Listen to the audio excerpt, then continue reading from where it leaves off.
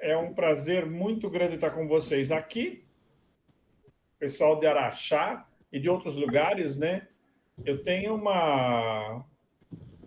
muito carinho por Araxá, porque foi em 95 que eu estive aí pela primeira vez e eu formei a segunda turma de Araxá. Vitor Maneira, o Grilo, um bando de doido lá. Foi bem legal aquilo ali. E a nossa proposta, bom, para quem não sabe, né, eu sou o Sivuca, eu voo de parapente já desde 1990, a gente começou a voar pela primeira vez. Em 95, eu iniciei a Escola Vento Mania, portanto, o Araxá foi uma bancada de testes para mim, porque eu estava comecei como instrutor,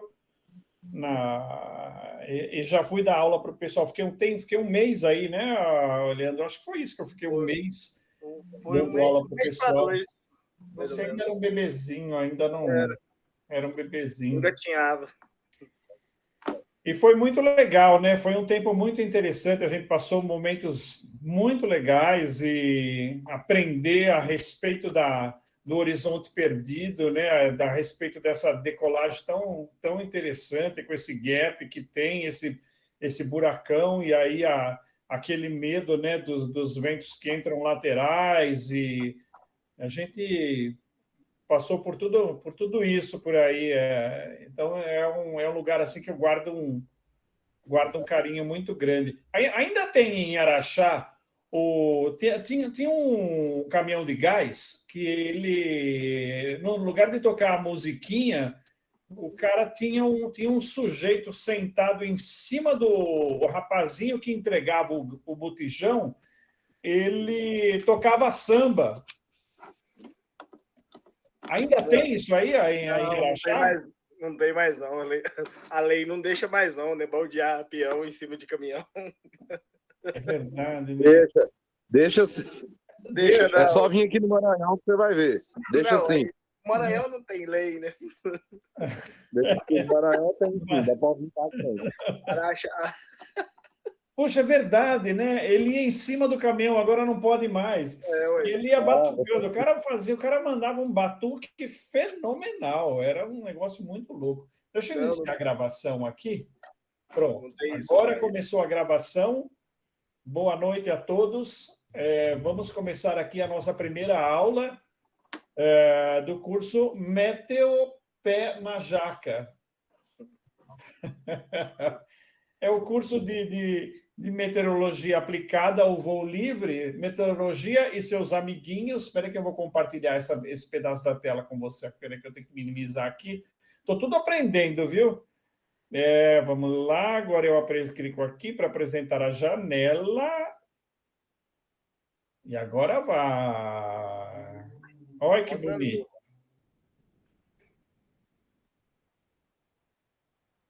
Né?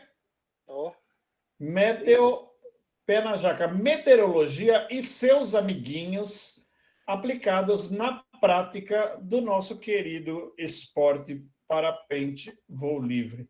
Essa foto aí, aqui na frente sou eu, voando aqui essa é a rota de Quixadá, que é a rota sudoeste. É uma rota diferente, é uma rota assustadora, muito pouco, é muito desolada, né? Mas a gente tinha decolado há pouco tempo. Se vocês olharem aqui na direita, aqui um pouco mais para frente, aqui já é a decolagem. Então, isso aqui foi logo cedo, né? Isso aqui é 8h30 da manhã. Essa fotografia foi tirada. E aqui vocês estão vendo as bases das nuvens às 8h30 da manhã em Quixadá. E aqui o pezinho do Fabrício. Essa foto foi tirada no dia que a gente fez um voo de 300 quilômetros. Foi, assim, uma experiência fantástica, né? Então, eu só botei uma fotinha aqui minha quando eu comecei no esporte em 1990. Ainda tinha cabelo, né?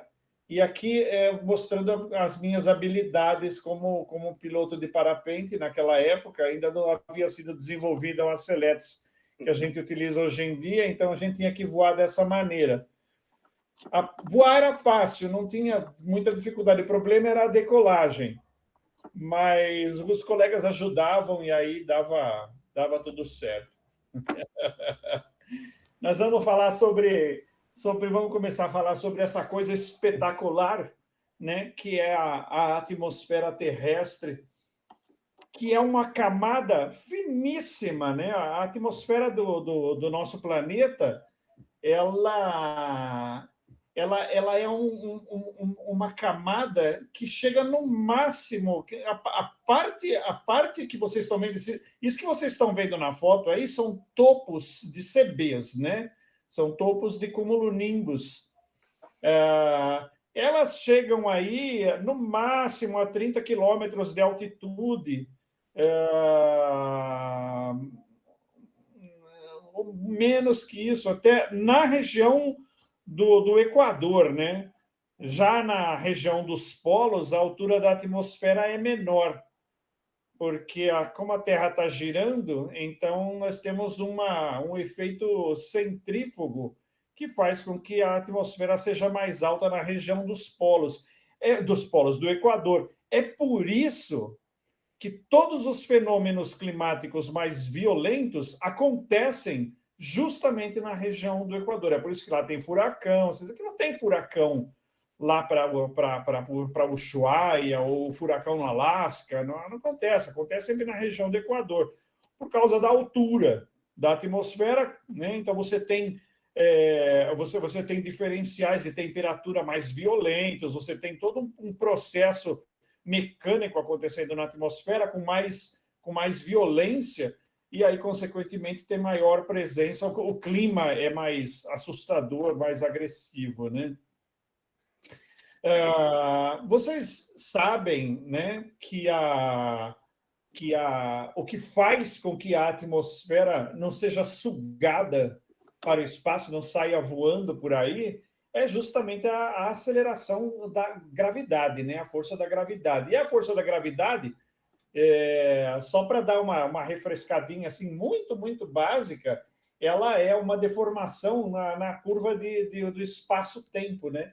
Então, nesse desenho que vocês estão vendo aí, a gente imagina a malha, né, do espaço-tempo comprovada matematicamente e depois comprovada através de observação experimental real, né, que aconteceu em 1945, se não me engano, das teorias de Albert Einstein, né?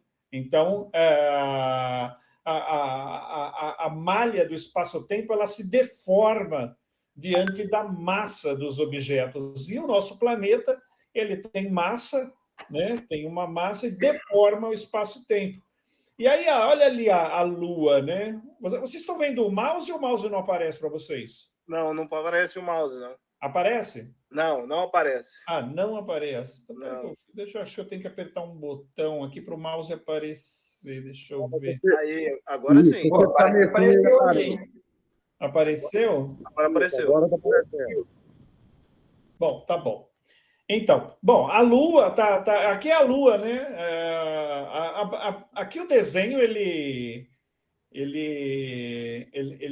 mostra, né, que a Lua também tem gravidade, embora devido à massa dela ser menor, né? A gravidade também é mais fraca e ela gira em volta do nosso planeta, né? Porque ela atingiu, olha que coisa interessante, a Lua atingiu uma velocidade aonde, se ela andar mais devagar, se ela andasse mais devagar, ela cairia na Terra.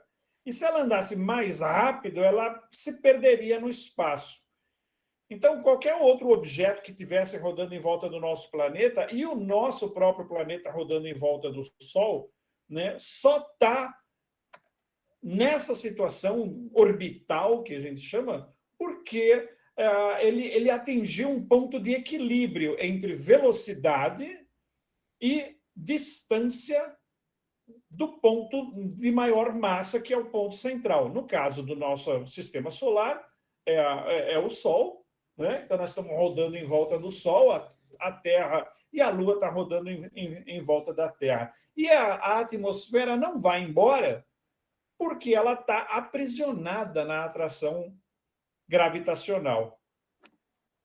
Para a gente poder sair, para a gente poder vencer a gravidade da Terra, né, é preciso uma energia muito grande, né? É por isso que a gente vê as espaçonaves que vão para o espaço para se colocar em órbita, elas precisam de um puto motor e colocá-la numa velocidade muito, muito grande para que ela possa vencer a aceleração gravitacional e sair ali para fora do espaço.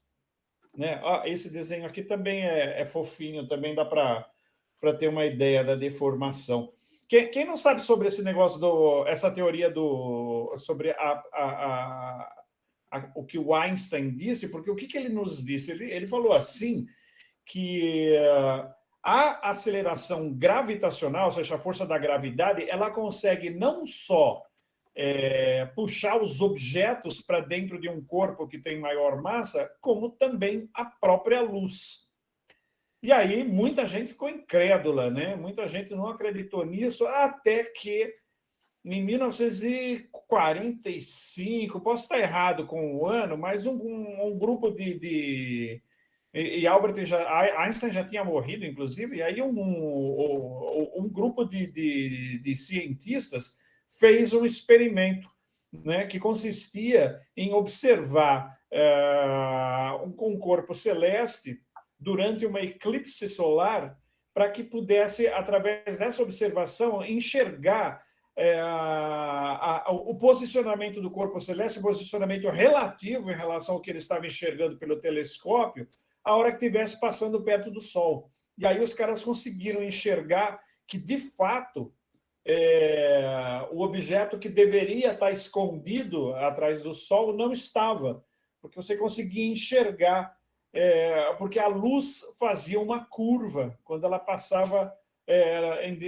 perto do campo gravitacional do Sol. Mas isso aí é ilustração científica, é muito interessante, muito bonito, muito fofo. E vamos, então, continuar seguindo para o que nos interessa, porque essa primeira aula aqui era para a gente falar sobre fluidos. E eu gosto de falar sobre fluidos fazendo uma comparação, que é o seguinte, né?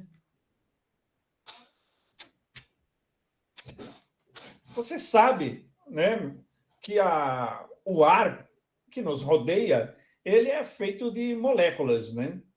Ele é feito de partículas que a gente não consegue enxergar, que constituem os gases, né, do ar que nos rodeia, o oxigênio, hidrogênio, nitrogênio e outros gênios aí por diante. Ora, as moléculas, elas interagem entre si, né? Elas se movimentam, e elas se movimentam mais ou menos de acordo com a temperatura do ambiente que elas estão. Ora, quanto mais aquecido está o ambiente, mais as moléculas se agitam. E quando as moléculas se agitam, fica mais difícil para elas permanecerem próximas umas das outras, e elas terminam, então, se afastando, porque elas estão agitadas, o que faz com que a pressão caia. Então, qual que é a grande sacada do movimento do ar acontecendo pela nossa atmosfera? Nós temos ali as moléculas se movendo pela nossa atmosfera, dependendo da temperatura. E a temperatura nada mais é do que consequência da ação do raio solar, atingindo o nosso planeta, né? Refletindo ali no solo e esquentando o ar do planeta. Então, você imagina uma festa num apartamento, né? E as moléculas estão ali tranquilinhas, né? Tocando o violãozinho do Leandro ali, comendo um salgadinho, e elas conseguem ficar próximas umas das outras na boa. Só que aí, né, alguém resolve ligar aí um karaokê e aí o pessoal começa a ficar um pouco mais agitado, né? Começa a beber um pouco mais, e aí o pessoal já não está mais disposto a ficar ali jogado no chão, no violãozinho, a coisa começa a ficar um pouco mais barulhenta, e aí vocês percebem que as pessoas começam a ocupar mais espaço dentro do apartamento, né? Elas começam a dançar, e aí o movimento da galera dançando faz com que o espaço disponível para as pessoas comece a se reduzir gradativamente. À medida que a festa esquenta, né? Na medida que a festa esquenta e aí a agitação é máxima, aí fica muito complicado você começa a dar trombada na galera ao seu redor, né? Começa a ficar difícil ficar por ali, aí você começa a ficar meio desconfortável, porque não cabe mais, parece que está sentindo, tá vendo uma pressão ali, né? Você até tenta ir para a varanda do apartamento, mas na varanda do apartamento a festa está muito chata, né? E aí chega uma hora, você se enche o saco e você cai fora da festa. E você vai para um ambiente onde existe mais espaço. Então, o que a gente pode concluir dessa brincadeira aqui, né? Desse pequeno pedaço de apresentação que a gente fez, né? Espera só um pouquinho aqui, deixa eu... Opa! Apareceu o Leandro aqui grande, aqui você... Espera aí. Por que o Leandro está em destaque? Ô, Leandro, que história é essa de você ficar em destaque? Deixa Não sei. eu tirar você do destaque, que era o certo era eu ficar em destaque. Bom, depois a gente descobre isso. É que ele quer ser o centro das atenções. Foda esse moleque. Não quero, não. Bom, né? Então, o que acontece, minha gente? Na medida que acontece um aquecimento, né, de uma massa de ar, né, as moléculas tendem a se afastar uma das outras, porque elas não conseguem mais ficar próximas umas das outras, devido à agitação. Elas estão rodando em maior velocidade, estão se movimentando, e aí elas ficam desconfortáveis naquela situação e terminam se afastando. Quando elas se afastam, cai a pressão. Ora, se cai a pressão, né, o que acontece com as moléculas vizinhas? Elas entram dentro desse ambiente, né? Então, as massas de ar, elas se movem saindo ali das regiões frias, onde a pressão é mais alta, indo em direção à região que você tem pressão mais baixa. Vamos mostrar para vocês esta outra coisa aqui. Opa! Aí, né? Espera aí que eu acho que eu estou apresentando a coisa errada. Espera aí, eu tenho que fazer diferente. Ah, não, tá certo. Eu apresento aqui na janela do aplicativo. Isso.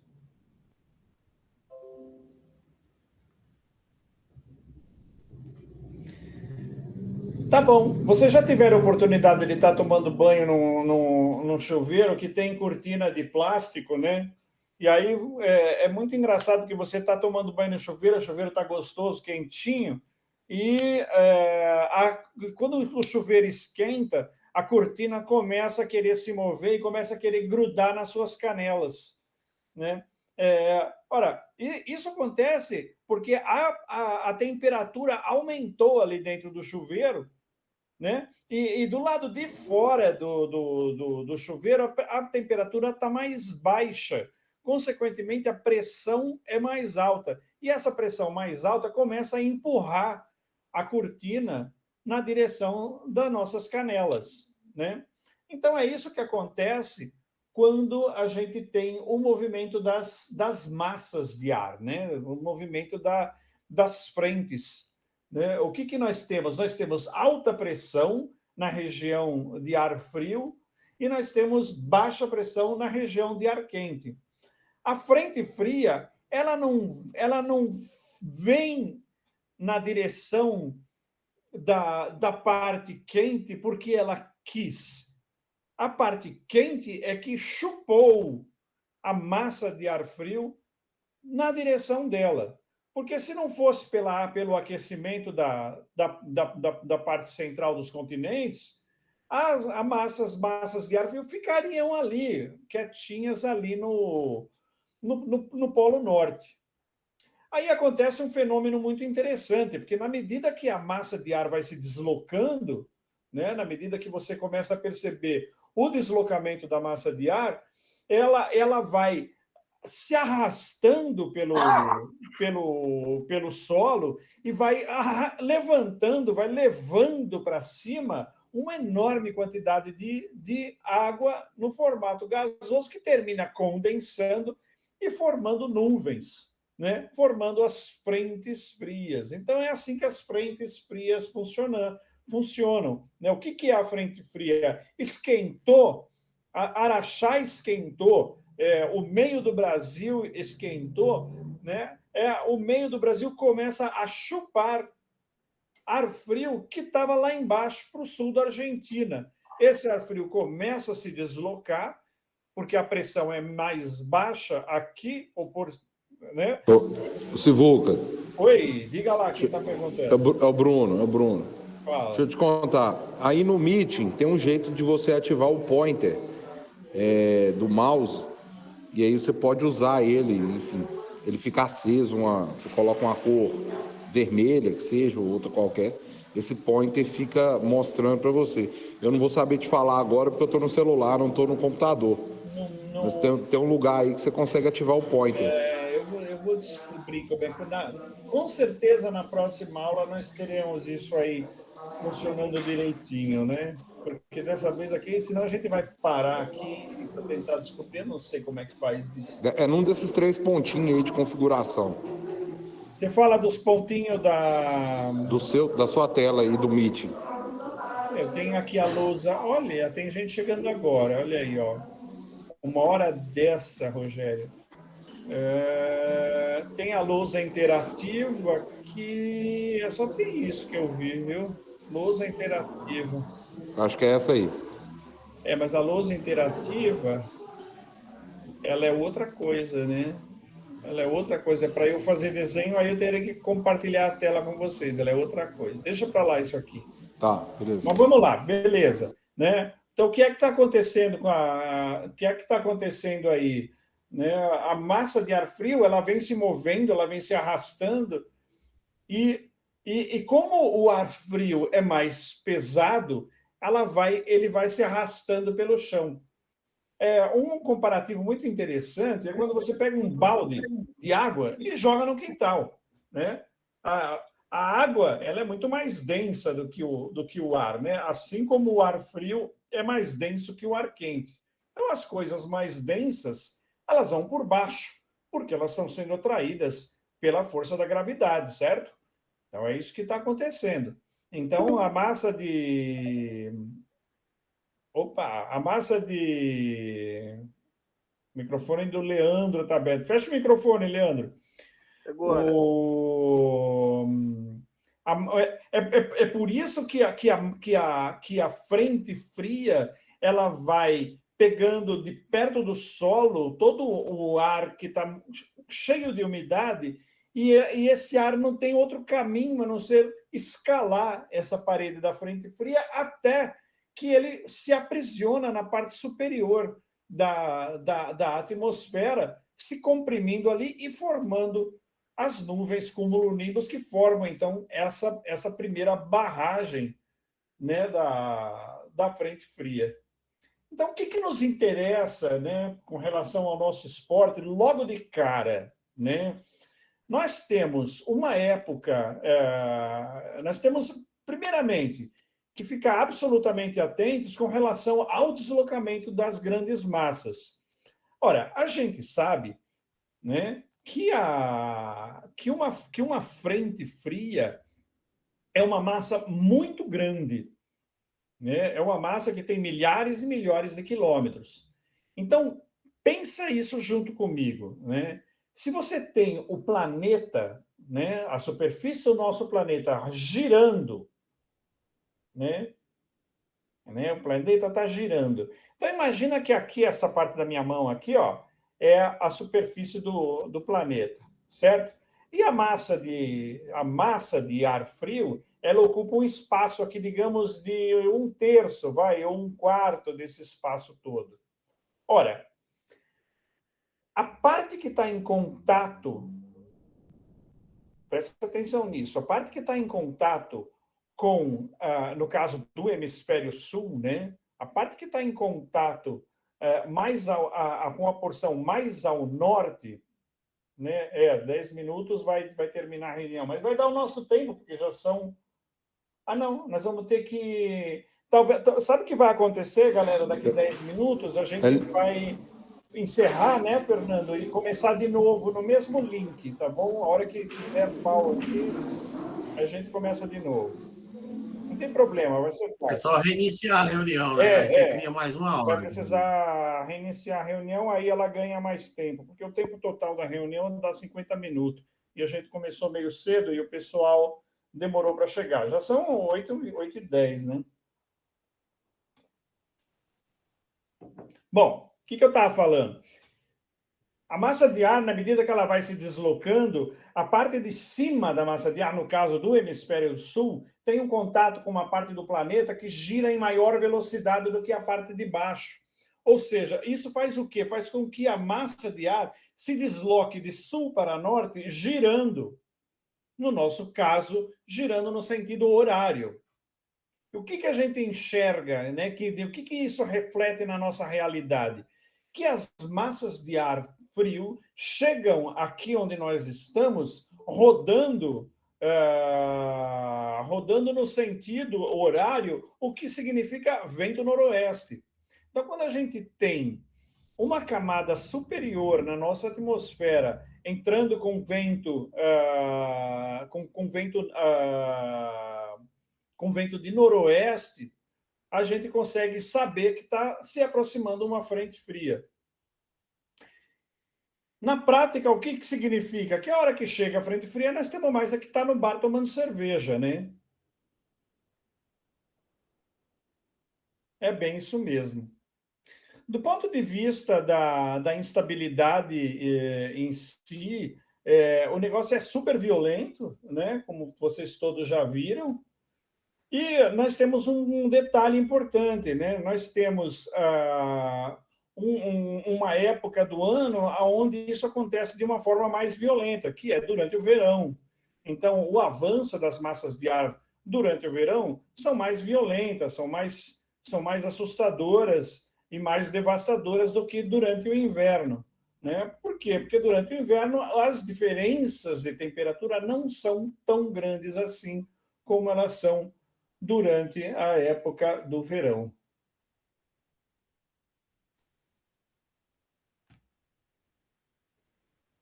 Aqui eu tenho um desenho, então, para mostrar para vocês. Espera aí.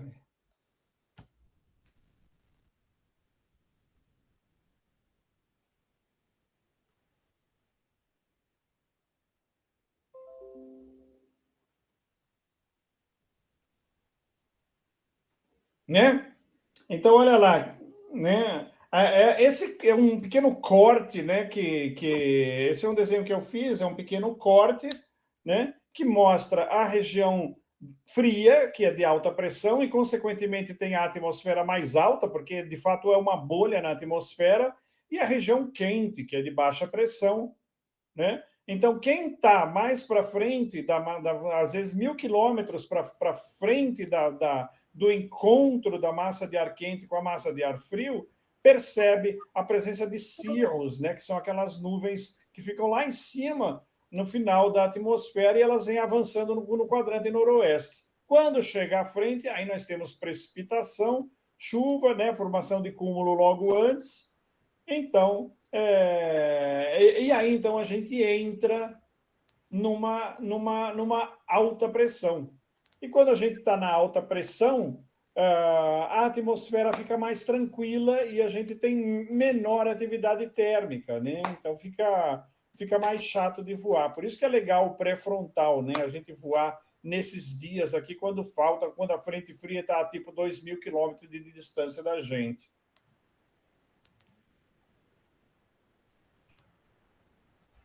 Né? Olha lá. Né? O centro de baixa pressão, então, na direita, que é a parte mais baixa da atmosfera, com temperaturas maiores e pressão mais baixa, e a massa de ar frio, onde você tem o centro de alta pressão com a maior pressão, temperaturas mais baixas. E uma observação interessante, olha ali, né? A velocidade do deslocamento da frente fria por volta de 100 km por hora, olha ali, ó. Então, a massa de ar vai deslocando, né? Quanto maior é o contraste de temperatura, então, quanto mais violenta a entrada da frente fria, quanto maior é o contraste de temperatura, mais violenta vai ser a entrada da frente fria, que influi, significa o quê? É um produto da velocidade com que a frente fria se desloca. Ora, se ela entra de porrada, né, a consequência vai ser uma frente fria muito mais assustadora, muito mais impressionante do que seria numa situação aí de maior tranquilidade. Alguém gostaria de fazer pergunta até aqui? Só para ilustrar, o Sivuca, o Cirro estaria, então, nesse seu desenho, no sentido como se estivesse indo em direção à massa de ar frio, correto? Não, o Cirrus está avançando antes. Por que o Cirrus está ali? O Cirrus está ali por quê? Porque a linha de instabilidade que foi criada pelo movimento da massa de ar frio em direção à massa de ar quente provocou cumulonimbus. O cumulonimbus cresceu com violência, condensou, congelou e atingiu o topo da atmosfera, onde fica a troposfera, a tropopausa. Quando ele bate ali em cima, o cumulonimbus, ele não consegue continuar subindo, né? Não consegue continuar subindo por um motivo muito importante que eu não mencionei para vocês. Vocês todos sabem que a temperatura da nossa atmosfera ela é decrescente na medida que você sobe, correto? Quanto mais alto, mais frio, né? Mesmo que você voe e decole aí em Araxá com 40 graus, você vai botar 2 paus em cima do chão, vai estar frio para caralho, né? Então, é assim que funciona. Quanto mais alto, mais frio. Só que a nossa atmosfera tem uma tampa. Nós temos um fenômeno, nós estamos aqui nesse planeta porque nós estamos numa condição que a gente chama de cachinhos dourados. Ou seja, a gente só poderia estar aqui, porque tudo aqui é favorável para a gente estar vivo nesse planeta. O nosso planeta, ele não está longe demais do Sol, ele não é frio demais. O nosso planeta não é quente demais, não está perto, ele está rodando numa velocidade boa, ele está girando, ele tem dia e noite, ele tem água. E a nossa atmosfera, ela tem uma camada superior chamada ionosfera. E na ionosfera nós temos ali o aquecimento. Então, só para completar essa ideia aí, né? Então, o que nós temos? Uma vez que o ar aquecido pelo Sol começa a se deslocar para cima, porque a pressão dele é menor do que o do meio que o envolve, consequentemente ele é mais leve, né? Ele sobe, condensa, né? Carregando água que ele pegou ali do chão, se transforma numa nuvem, que aí a nuvem é a massa de vapor d'água que a gente consegue enxergar, porque virou água no estado líquido, continua subindo, vira gelo, né, na camada que a gente chama de camada alto, que é a camada da alta atmosfera, e continua subindo. Quando chega lá em cima, no topo onde moram os cirros, a cerca de 20 quilômetros de altitude, o que acontece? A temperatura da atmosfera que estava caindo, porque quanto mais alto, mais frio, começa a se estabilizar. nós temos uma camada ali de cerca de 4 quilômetros de temperatura constante, a 32 graus abaixo de zero. E aí, depois, ela começa a aquecer novamente, chegando perto de 25 graus até, que é a camada da ionosfera. Então, o que acontece? Qualquer massa de ar, por mais violenta, por mais contrastante, por mais poderosa que ela seja, ela sobe pela atmosfera enquanto ela encontra um ar mais frio ao seu redor. A hora que ela encontra ar mais quente ao redor dela, ela para de subir. Né? Numa escala pequena, a gente vê isso acontecendo todos os invernos. Né? No inverno não tem quase formação de nuvem. Por quê? Porque tem inversão térmica. Então, esse fenômeno, né, que em grande escala é a nossa tropopausa sendo aquecida pelo Sol ali em cima e as partículas dos íons que estão se aquecendo ali, né, não é o Sol que está esquentando a ionosfera, coisa nenhuma, é a própria camada da ionosfera que se aquece pelo movimento magnético ali. Né? Eu gosto de falar dessas aulas que a gente fala dessas coisas técnicas e eu sinto feliz em não ter todo o conhecimento de todo o palavreado, todo o jargão. E aí, quando eu consigo usar palavras mais simples, eu acho que eu fico mais solto, mais à vontade para conversar com vocês. Então, o que acontece?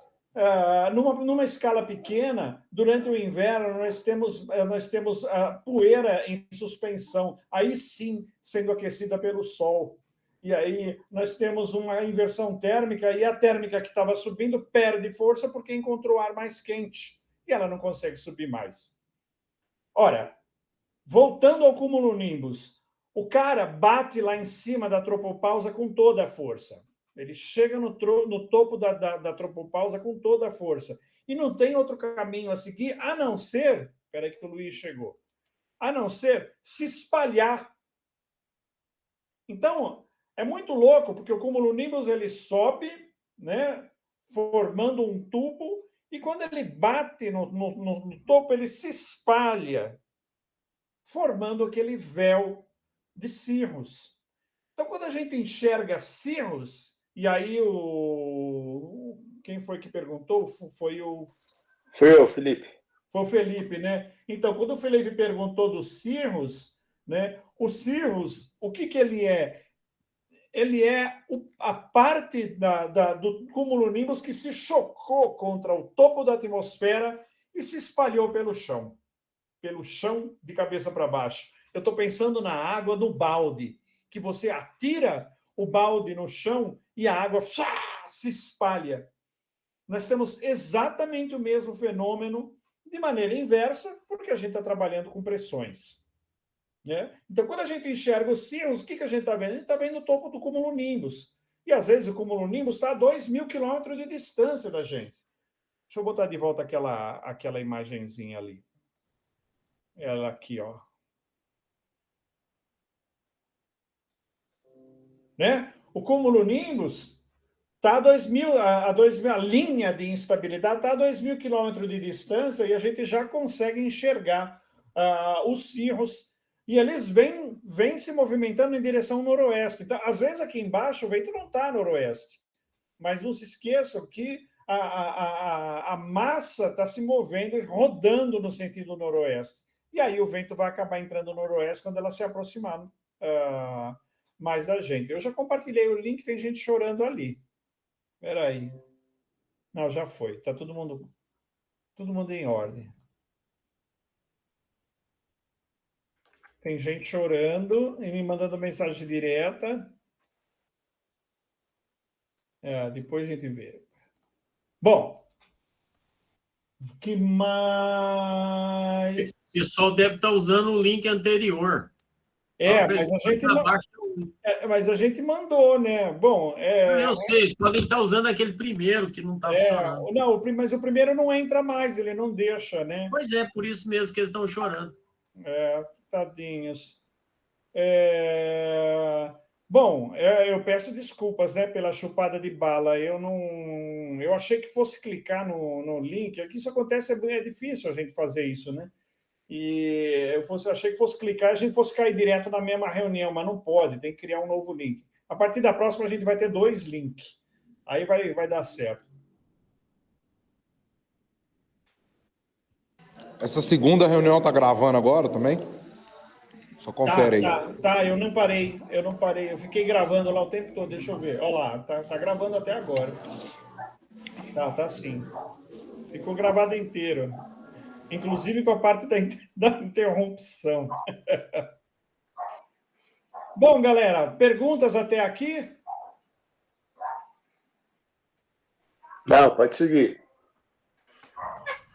Todo mundo tranquilo? Eu tenho, assim, porque eu não vejo assim, muito intuitivo essa questão da alta pressão quando está frio e baixa pressão quando está quente. Parece que, assim, a minha intuição era o contrário. Né? Porque quando está quente, ele se expande, mas é que ele tem que estar contido em alguma coisa. Né? Mas se tu lembrar, Humberto, o que acontece, né? Tem espaço para as moléculas se deslocarem. Então, as moléculas, lembra dessa imagem aqui, ó? Uhum. Essa situação, a situação do apartamento, ela é um exemplo que... Alta pressão.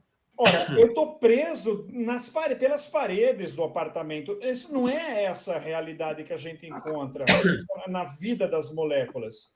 Na medida que as moléculas começam a se mover por causa do aquecimento, elas se afastam imediatamente entre si. Né? Então, eu falei, a gente agitou tanto que foi embora pelo corredor. E a pressão baixou. Né? Que a gente foi embora pelo corredor. Né? Por quê? Porque eu não caibo mais dentro do apartamento. Não dá mais para eu ficar dentro do apartamento. Então, não dá mais para as moléculas ficarem perto umas das outras. Porque uma vez aquecidas, elas começam a ocupar mais espaço e elas são obrigadas a se afastar. Ora, na medida que eu pego 2 moléculas e distancio uma da outra, o que acontece? O que tem entre as moléculas? Nada. Esse nada, o que ele vai me dar? Ele vai me dar redução de pressão. Então, se a molécula tem um determinado peso, olha que interessante, imagina um grupo de moléculas, né, ocupando um determinado espaço dentro de um quadrado. Ora, se as moléculas estão frias, pensa comigo, se as moléculas estão frias, é possível colocar mais moléculas lá dentro, certo? Se é possível ter mais moléculas dentro desse espaço, o peso das moléculas, o peso total daquele conjunto de moléculas vai ser mais alto, porque eu tenho mais moléculas. Se as moléculas se esquentam, muitas vão embora, saem pelo corredor do apartamento. E aí a quantidade de moléculas dentro do mesmo espaço passa a ser menor. Se a quantidade de moléculas é menor, eu tenho o quê? Eu tenho mais vácuo. Ou seja, eu tenho menos pressão. Deu para entender, Humberto? Acho que é isso aí, né? Ficou claro, Silvio, ficou claro. Ficou claro? Eu consegui entender. Legal, né? Legal, porque é muito importante que fique claro essa ideia, porque o nosso universo, o que é macro é micro. Né? Então, a gente brincou, né, com a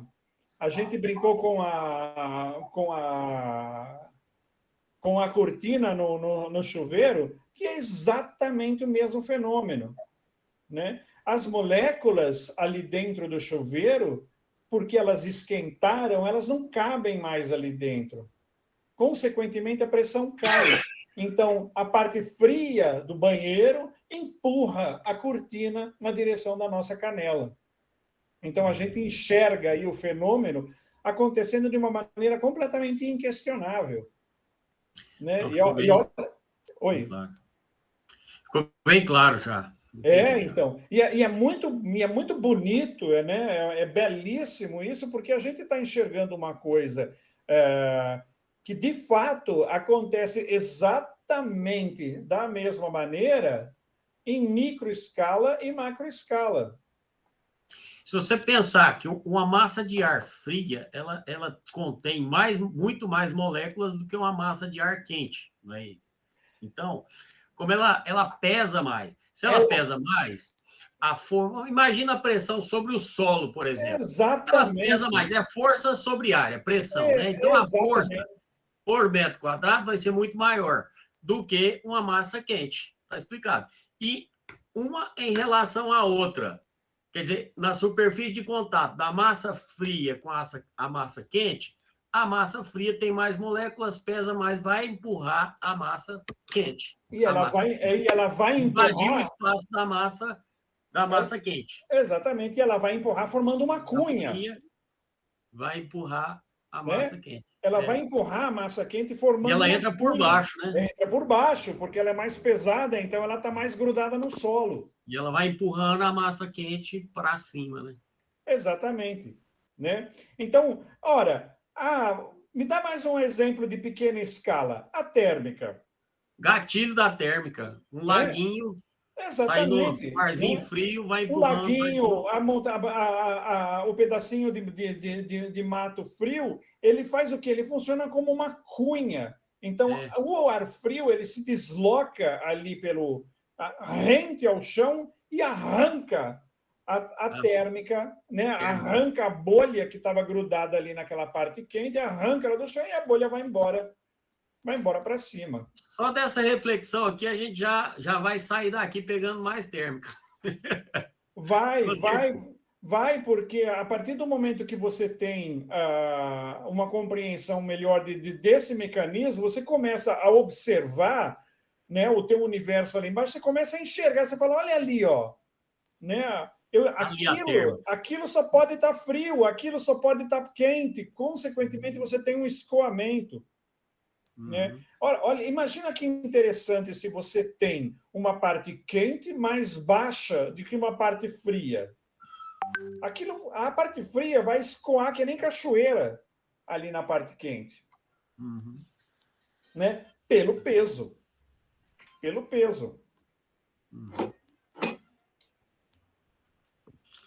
Sivuca, Pergunta.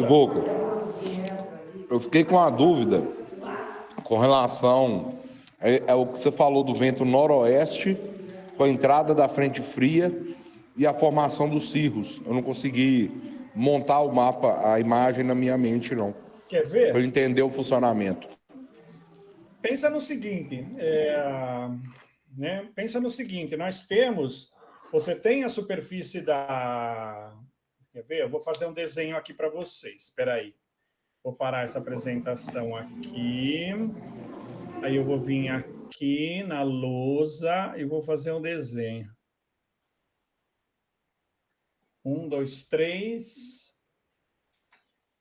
Vamos ver.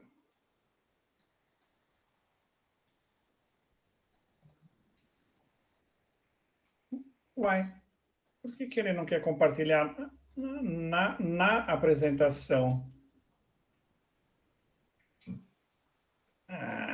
Caralho. Ousado.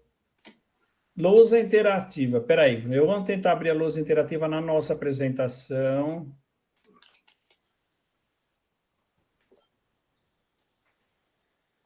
Espera aí, eu tenho que clicar aqui, ó.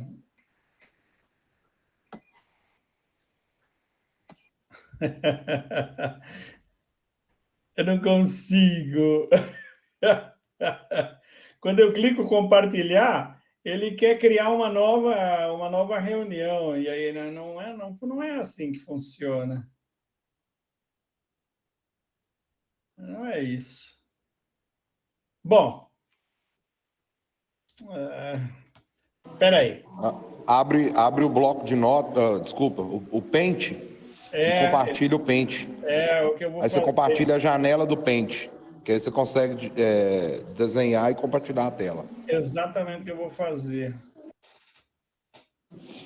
É o método menos lusitano. Menos lusitana. Espera aí que ele tá abrindo aqui. Né? Só para lembrar, né, o nosso enquanto ele está abrindo aqui, criando o ambiente do aplicativo e tudo mais, né? O que é que está acontecendo? Como o planeta está girando, né? Como o planeta está girando, espera aí. Agora sim, agora abriu. Vamos ver se eu consigo compartilhar essa tela aqui com vocês. Uma janela aqui.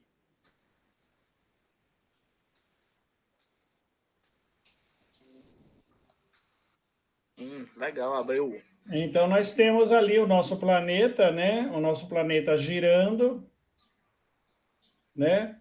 Nós temos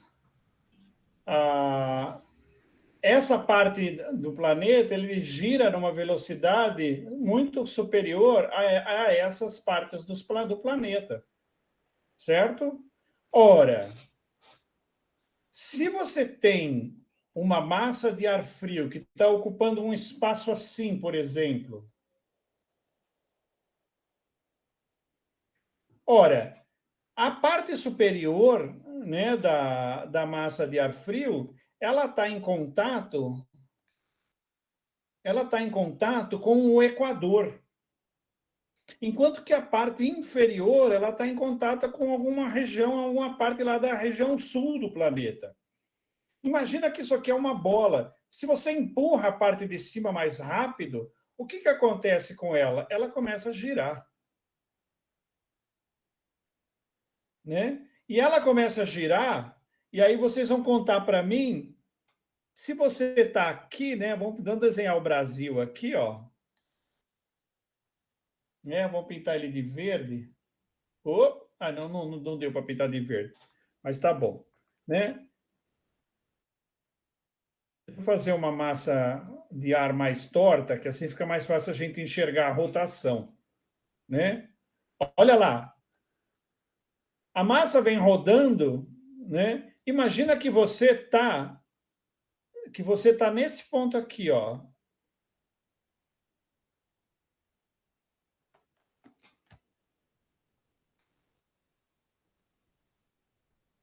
Né? Olha lá, o que é que você vê rodando? De onde vem a massa de ar frio? Ela vem do sul?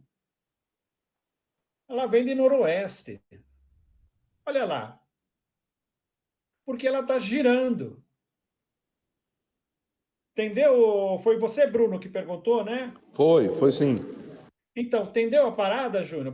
Por que a gente Entendi. enxerga? Por que entra de noroeste? Porque entra rodando. Entra rodando por quê? Porque a parte de cima, a parte de cima da roda mais rápido que a parte de baixo. Isso daqui tem nome. Isso aqui é o tal do efeito Coriolis. Então, quando você fala, o que é efeito Coriolis? Efeito Coriolis é essa força imaginária, né, praticamente, que é gerada pela diferença da velocidade do solo conforme você vai em direção ao Equador. Porque aqui a Terra está rodando a 1.000 km por hora, e aqui não, aqui é muito menos. E aí, se a massa é uma coisa só, ela vai rodando. Então, ela vai rodando na medida que ela se desloca em direção ao Equador. Se do lado contrário, se a gente pegar uma massa do lado contrário, o que vai acontecer? Vai entrar rodando para o outro lado. Então, para que lado são as entradas de frente fria nos Estados Unidos e na Europa? Sudoeste. Não, sudeste. Sudeste. Elas entram... Sudeste. Sudoeste, né? Não, É sudoeste. Sudoeste. Todas vêm do poente, em direção ao nascente. Isso, todas vêm do poente. Então a parada é essa.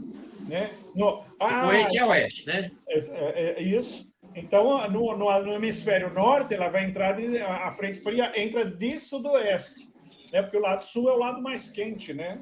As casas são mais aquecidas do lado sul. Então, essa aqui é a parada da entrada. Por que de que lado que está entrando? Se você vê os cirros chegando de noroeste, você pode ter certeza que é uma chegada de frente fria. Né? O efeito Coriolis influencia para que lado que gira o cocô dentro do vaso sanitário? Porra nenhuma. Né? Porra nenhuma, é muito pequeno, né? O tamanho da água dentro do vaso sanitário para que seja relevante o efeito Coriolis. Isso é uma coisa que diz respeito às grandes massas. Né? Então, pequenas massas não tem a ver. Tem gente que fala isso, né? E a térmica? A térmica roda. O efeito Coriolis influencia na rotação da térmica? Porra nenhuma. Né? Porra nenhuma. É o vento que bateu mais aqui, mais ali. Isso é pequena escala. Só vai fazer diferença na grande escala. A térmica não roda, então? Roda. Lógico que ela roda. Ela sobe girando. Assim como a gente vê roda-moinho, né? Como a gente vê Dusty Devil. Né? A gente vê a porra subir girando. Mas não é por causa do efeito Coriolis. Tá bom, pessoal? Ficou uma fofura essa primeira aula? Eu quero pedir desculpa, né, para vocês pelo mau jeito, né, esse problema do final da aula. Eu vou corrigir isso, né, na aula que vem. A gente já vai ter um pointer, né, que vai para poder apontar para o negócio que eu estou apresentando. Até que a gente deu um jeito aí, fizemos um planeta Terra aí rapidinho e deu certo, né? Mas eu vou fazer isso e vou deixar 2 links, porque o negócio encerra depois de uma quantidade de minutos e acaba terminando antes do final da nossa aula, né? E agora eu tenho uns minutos para vocês, se quiserem perguntar o que vocês quiserem, eu estou à disposição e em seguida a gente vai encerrando e muito bom. Vamos lá. Tem previsão, porque eu já vi esses mapas de previsão do tempo e esses mapas mais complexos, onde você tem um monte de informação, inclusive das térmicas, aí eu não consigo. A minha expectativa é que eu aprenda a ler essa porra, né? Então, tem como você prever onde que vão ser as térmicas? Por exemplo, fazer uma trajetória. Porra, se eu boto lá no meu mapa, igual quando a gente faz lá uma competição, né? Os points, né? Os pilões. Aquele pilão ali tem uma térmica, eu vou nela. Teria a possibilidade de fazer um negócio desse? Então, Humberto, eu fiz, alguns minutos atrás, eu fiz um comentário que foi o seguinte. Então quer dizer que se tem uma florestinha e tem um arado, né? E se essa florestinha estiver mais alta do que o arado, né? Ou seja, na medida que eu vou colocando, que eu vou acrescentando fatores favoráveis para a formação de térmica, esses fatores vão se somando, né? Então, o que acontece? Se eu vou juntando mais fatores, eu aumento o contraste, eu faço uma diferença de nível de terreno, eu coloco uma convecção, eu coloco um vento soprando favoravelmente em relação à posição do Sol, eu vou acumulando fatores favoráveis para a formação de térmica. Então, a minha capacidade de prever térmica, ela vai se basear, né, na minha capacidade de ler o terreno e falar, olha, aquele ponto ali tem cara que é um bom produtor de térmica. Porém, hoje, o vento está soprando de sul. Então, não é tão bom assim, né? Se fosse de norte, seria melhor. Eu te dou um exemplo, né? Quixadá, né? Quixadá é um lugar que tem térmica às 7 da manhã, né? Porra, térmica às 7 da manhã... Por que tem térmica às 7 horas da manhã? Porque o vento está soprando de leste, com tudo. O vento vem vindo de leste com tudo. E quem é que está lá no leste às 7 horas da manhã aparecendo bonito para alegrar o nosso dia? O Sol. Então, o Sol já está batendo quase perpendicular em todas as irregularidades do terreno, em todas as montanhinhas. O vento já está soprando naquela direção. Então, isso já são fatores que vão tornar mais favorável a formação de térmicas nesse horário. Se Quixadá fosse vento de oeste, não ia rolar voo às 7 horas da manhã de jeito nenhum. Não ia rolar, não ia dar certo. Então, só dá certo porque você tem um somatório de fatores favoráveis. Então, o que a gente vai estudar na medida que os dias vão passando com as nossas aulas? A gente vai estudar quais são esses fatores favoráveis. E aí a gente vai poder... a diferença de temperatura é favorável. Um espeto no terreno, uma antena, por exemplo, é favorável, funciona como um escoador.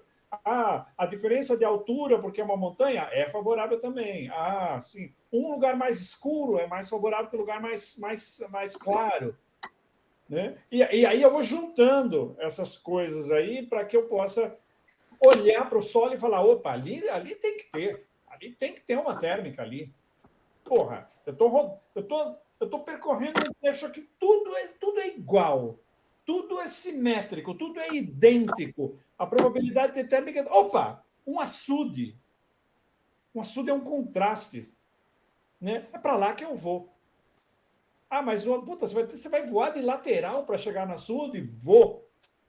Vou de lateral, porque é lá que tem que ter a térmica. É muito diferente. Se tiver 200 açudes, eu escolho aquele, porque aquele é mais bonito. Entendeu? No caso de Quixadá, essa massa de leste, ela é decorrente da área de alta pressão do oceano. Sim. À noite. Que... Você tem os ventos, é vento alísio, né? Você tem ali uma baixa pressão no deserto brasileiro e o oceano com alta pressão. Então tem que rolar vento de leste ali. Tá bom? Beleza. Pessoal, vamos encerrar por hoje. Né? A Ana também está saindo. Obrigado, Ana, foi um prazer. Obrigado a todos vocês, Humberto, Gilberto, Provão, Bruno, Leandro, Ney, Fernando, Felipe, Luiz, Marcos, Lucas, Anísio, vem comigo. Coisa boa, Sivuca, obrigado, viu? E até quinta-feira. Quinta-feira nos vemos novamente. Tomando um especial aqui em sua homenagem. Isso, é isso aí. Vamos embora. Eu também. Obrigado, pessoal.